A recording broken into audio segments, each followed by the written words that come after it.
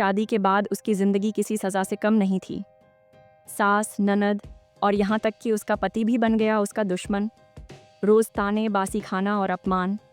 पर एक दिन जब उसके बच्चे को धक्का दिया गया तो उसी औरत ने वो कर दिखाया जो किसी ने सोचा भी नहीं था। नमस्कार दोस्तों, मैं शीतल फिर से आपका स्वागत करती हूँ एक नई कहानी में। संध्या की शादी एक सैनिक अभय से हुई थी, जिसके साथ उसने अनगिनत सपने बुने थे। अभय का सौम्य स्वभाव, उसकी गहरी आंखों में छिपा प्यार और उसका सम्मान देने वाला व्यवहार संध्या को यकीन दिलाता था कि उसने एक सच्चा हमसफर चुना है। शादी के शुरुआती दिन एक खूबसूरत सपने जैसे थे।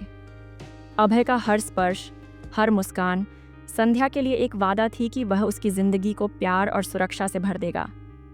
लेकिन जैसे ही अभय अपनी सैन्य ड्यूटी पर वापस गया, संध्या की दुनिया बदलने लगी। ससुराल, जो उसे एक नया घर लगता था, धीरे धीरे एक ऐसी जेल में तब्दील हो गया जहां उसका अस्तित्व केवल एक नौकरानी का था। उसकी सास मालती और नंदें रीना और मीना उसे हर पल नीचा दिखाने का कोई मौका नहीं छोड़ती थीं। मालती की कठोर आवाज़ और तीखे ताने संध्या के दिल को चीरते थे। तुझे कुछ आता ही नहीं, हमारे बेटे के नसीब में ऐसी निकम्मी बहू क्यों आई, वह हर दिन कहती। संध्या की परवरिश, उसका दहेज, उसका व्यवहार, सब कुछ मालती की नज़रों में तुच्छ था। रीना और मीना भी कम नहीं थीं। वे बिना इजाज़त संध्या के कमरे में घुसकर उसकी साड़ियाँ, गहने और मेकअप इस्तेमाल करतीं। अगर वह विरोध करती तो उसे घमंडी और बदतमीज़ कहकर चुप करा दिया जाता। संध्या के सारे अधिकार छीन लिए गए थे। उसका कमरा, जो कभी उसका निजी ठिकाना था, अब एक ऐसी जगह बन चुका था जहां वह खुद को अजनबी महसूस करती थी। संध्या ने अपने पति के प्यार की खातिर सब कुछ सहा। उसे उम्मीद थी कि वक्त के साथ सब ठीक हो जाएगा। वह सोचती थी कि शायद अभय लौटकर आएगा और उसका सहारा बनेगा। लेकिन जैसे जैसे दिन बीतते गए, उसकी उम्मीद की किरण धीरे धीरे मध्यम पड़ने लगी। संध्या की जिंदगी एक रस्म बनकर रह गई थी। सुबह से शाम तक वह घर के कामों में डूबी रहती। बर्तन धोना, झाड़ू लगाना, कपड़े धोना, खाना बनाना। लेकिन जब खाने का समय आता तो उसका हिस्सा हमेशा सबसे कम होता। मालती की नज़रें उसे ताकती रहती, जैसे वह कोई अपराधी हो। ज़्यादा मत लेना, और लोग भी खाएंगे, वह कहती। संध्या चुपचाप बचा खुचा खाना खा लेती, लेकिन उसके दिल की भूख कभी नहीं मिटती थी। वह भूख थी सम्मान की, प्यार की, अपनत्व की। जब भी संध्या की माँ राधा उसकी चिंता में कुछ भेजती, कपड़े, मिठाई या थोड़े पैसे, वह सामान संध्या के हाथों तक पहुंचने से पहले ही छीन लिया जाता। रीना और मीना उसे लूट लेती और मालती कहती, यह सब हमारे बेटे का है, तेरा इसमें क्या हक। संध्या अपनी चीज़ों को दूसरों के हाथों में जाते देखती, अपने सपनों को कुचलते देखती, लेकिन कुछ कर नहीं पाती।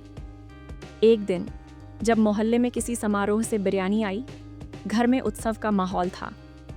रीना और मीना हंसते खिलखिलाते हुए प्लेटें भर रही थीं और मालती उन्हें प्यार से देख रही थी। संध्या एक कोने में चुपचाप बैठी थी, जैसे उसका इस घर में कोई वजूद ही नहीं। मालती ने उसे तिरछी नज़रों से देखा और कहा, क्या देख रही है, जा अपना खाना ले आ। संध्या रसोई में गई, उम्मीद के साथ कि शायद आज उसे भी वही खाना मिलेगा जो सब खा रहे हैं। लेकिन वहाँ उसे सिर्फ बासी दाल और सूखी रोटियां मिलीं, जिनमें से बदबू आ रही थी। संध्या का दिल टूट गया। वह बाहर धूप में बैठकर उस बासी खाने को खाने लगी, आंखों में आंसू लिए। तभी उसकी माँ राधा आई।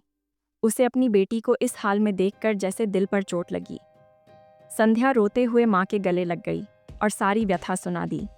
कैसे सास और नंदें उसे सताती हैं, कैसे उसे बासी खाना दिया जाता है, कैसे उसे धूप में सुलाया जाता है। राधा ने अपनी बेटी को कुछ पैसे दिए और कहा, बेटी धैर्य रख, भगवान सब देखता है, एक दिन तू भी सुख से जिएगी। लेकिन माँ के जाने के बाद मालती ने संध्या को बहुत मारा। उसने पैसे छीन लिए और तलाक की धमकी दी। संध्या सारी रात रोती रही, भगवान से न्याय की गुहार लगाती रही। सुबह जब उसकी आंखें खुलीं तो सामने का दृश्य देखकर वह सन्न रह गई। संध्या की आंखों के सामने अभय खड़ा था। वह अपनी ड्यूटी से अचानक लौट आया था।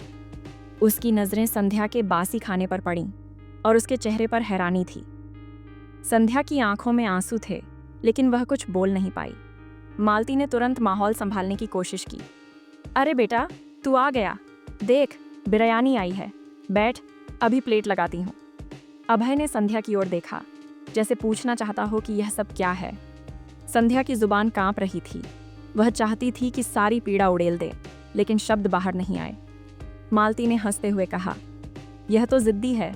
हमने मना किया, लेकिन इसे बासी खाना ही खाना था। रीना और मीना ने भी हंसी में साथ दिया, जैसे संध्या का दर्द कोई मजाक हो।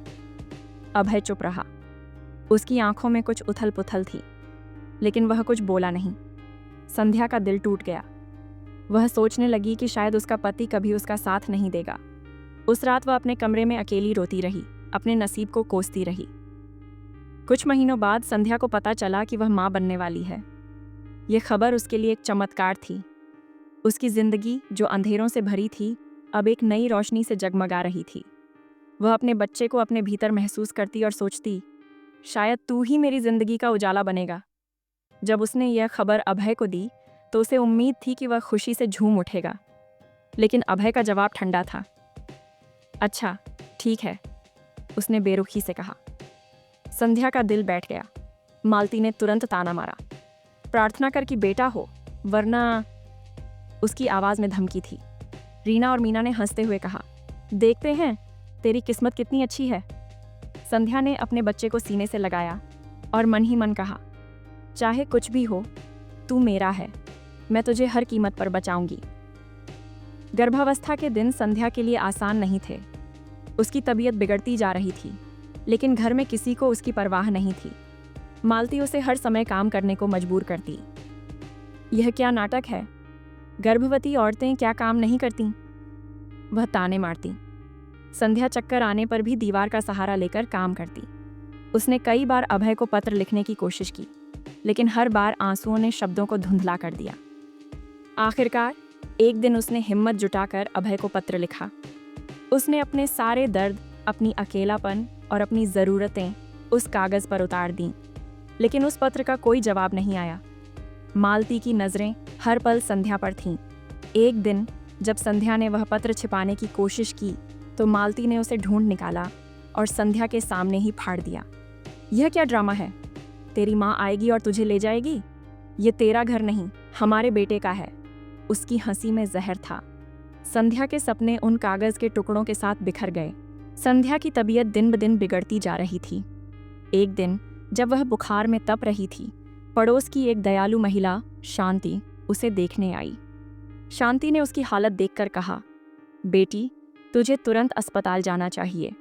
लेकिन मालती ने दरवाज़ा बंद कर दिया। यह हमारे घर का मामला है, तुम बीच में मत पड़ो। संध्या जमीन पर गिर पड़ी। उसकी सांसें उखड़ रही थीं। तभी अभय अचानक लौट आया। उसने संध्या को इस हाल में देखा और सन्न रह गया। मालती ने फिर झूठ बोला, ये खुद ही गिर गई, बीमारी का बहाना है। लेकिन इस बार संध्या ने हिम्मत जुटाई। उसने कांपती आवाज में कहा, क्या मैं तुम्हारे लिए कुछ भी नहीं? अभय का चेहरा नीरस था। वह कुछ नहीं बोला। संध्या का दिल टूट गया। उसे लगा कि वह अब एक जीवित लाश बन चुकी है। संध्या की हालत इतनी बिगड़ गई कि पड़ोसियों के दबाव में उसे अस्पताल ले जाया गया। वहां उसने एक नन्हे बेटे को जन्म दिया। जब उसने अपने बच्चे को पहली बार गोद में लिया, तो उसकी आंखों से आंसू बह निकले। तू मेरी रोशनी है, उसने कहा। लेकिन घर लौटने पर मालती का व्यवहार वही था। बस, अब तू और बोझ बन गई, उसने कहा। अभय चुप रहा और संध्या ने अपनी आखिरी उम्मीद भी दफना दी। जब मालती और ननदों ने संध्या के बेटे तक को नहीं बख्शा, तो उसका धैर्य टूट गया। एक दिन जब रीना ने उसके बेटे को धक्का दिया, संध्या ने पहली बार अपनी आवाज़ उठाई। बस, अब और नहीं। उसकी चीख घर में गूंज गई। मैं अपने बेटे पर कोई अत्याचार नहीं सहूंगी। मालती ने अभय को बुलाया और तलाक की धमकी दी। लेकिन इस बार अभय चुप नहीं रहा। उसने अपनी माँ से कहा, मैं और अंधा नहीं रह सकता। मैंने अपनी पत्नी पर हो रहे अन्याय को देखा और चुप रहा, लेकिन अब नहीं। संध्या की आंखों में आशा की किरण जगी। अभय ने उसे गले लगाया और माफ़ी मांगी। मैंने तुम्हें अकेला छोड़ दिया, मुझे माफ़ कर दो। संध्या ने कहा, अब माफ़ी का समय नहीं, निर्णय लो। अभय ने अपनी माँ के सामने खड़े होकर कहा, मैं अपनी पत्नी और बेटे के साथ हूँ। मालती सन्न रह गई। पहली बार उसे लगा कि उसका बेटा अब उसका मोहरा नहीं रहा। संध्या ने फैसला किया कि वह इस घर में रहेगी, लेकिन अपने सिद्धांतों पर। उस रात जब वह अपने बेटे और पति के साथ बैठी तो घर में एक नई शांति थी। अभय ने कहा, मैं हर दिन तुम्हारा विश्वास जीतने की कोशिश करूंगा। संध्या ने जवाब दिया, रिश्ते वादों से नहीं, निभाने से चलते हैं। धीरे धीरे घर का माहौल बदला। संध्या ने अपने दर्द को ताकत बनाया और खुद को माफ किया कि वह इतने साल चुप रही। उसने अपने बेटे के लिए एक नई दुनिया बनाई, जहां प्यार और सम्मान की जगह थी। दोस्तों, आपका एक लाइक और सब्सक्राइब हमें आगे बढ़ाता है। धन्यवाद।